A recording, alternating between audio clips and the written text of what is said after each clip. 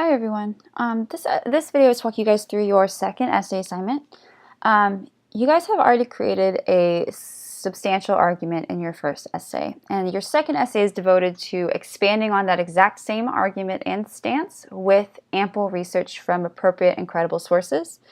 So you guys are going to basically keep the same topic and same stance as your first essay, but you're expanding on it and adding more depth of analysis with appropriate research. So please note that you must keep the same topic and stance. That's why I had you submit proposals in the first essay, because I knew that this was coming in your second essay, so I made sure that it was appropriate for both essays. You do need to have 4 sources in this essay.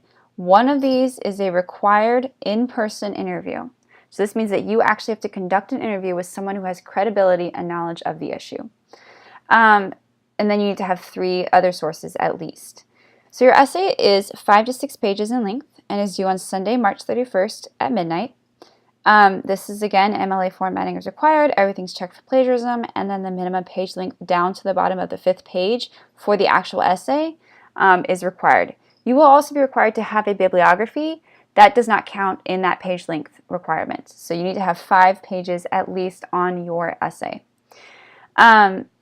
So main requirements: keep the same topic, have the general parts of an essay. So again, a good thesis with claim, at least 3 main ideas to support with evidence, 2 to 3 opposing views with refutations, appropriate number and use of sources, transitions, all the required parts of an essay, and a conclusion. There's going to be a number of things which contribute to your final grade.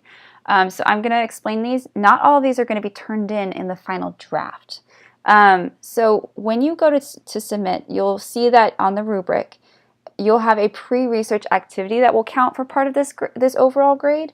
That is actually a separate assignment that's going to be done in week 8, so you don't need to include it in your final submission packet. You'll also do an annotated bibliography as an assignment in week 9. It will also be submitted separately, so you do not need to include it in your final submission packet. Your self-edit guide is something you'll do in the last week of this unit, and you're going to complete that, which it can be found in this assignment sheet, and it does need to be included in your final submission packet. So just as you include an outline in your first essay and the final submission packet in the Word doc, you'll do the same thing with the self-edit guide. Then you will also submit your final essay with a clean regular bibliography. It is not the same thing as an annotated bibliography. This is something entirely separate. So I do expect to have a regular bibliography with the sources that you've used listed. And again, that does not count towards your minimum page length, but you do need to have that in your final draft.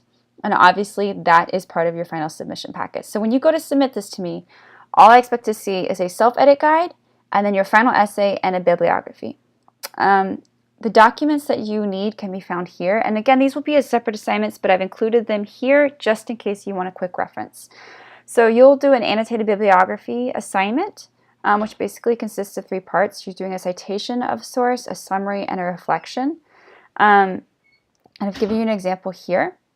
The self-edit guide is also going to be used. So this is what you will access in the last week of this unit. And you're going to go through and you're going to use the self-edit guide to make sure that you are meeting all of the basic requirements of this essay. Then you'll fill this out and you'll submit it. And then you do have an optional helpful guide here. This is not required, but it's something you might use when you do an interview. I've had students who are not sure how to do in-person interviews. This is a great way to kind of help you. So these note cards are here in case you need them. Or you have a helpful guide for written or oral interviews. Whoever you use for your source for your interview, you're going to make sure that they have credibility and knowledge about the issue. You don't want to just pick someone off the street who has a thought about the issue. You want to pick someone who has some type of knowledge and stance and understanding of the issue. So this is pretty clear and straightforward. If you have any questions about this, let me know. But otherwise, you guys should be good to go.